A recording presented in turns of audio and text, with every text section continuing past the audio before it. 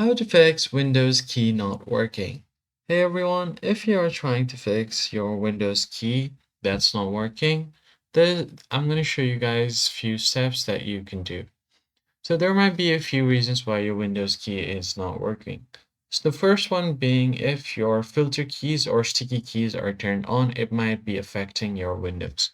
So usually what happens is if you press your Windows key here, it will bring out the start menu and you can browse through your apps or your settings from here. But if your Windows key is not working, this toggle will not work as well.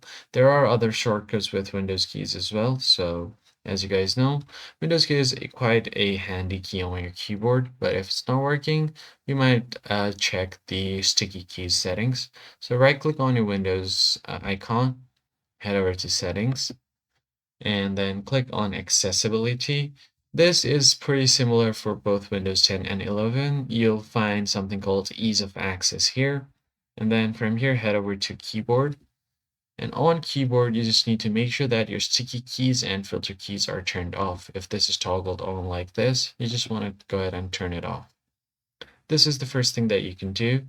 And after this, the second thing you can check is your drivers. So you can try to update your keyboard drivers because sometimes if there are any bugs or glitches related to your keyboard, updating your driver will fix it automatically.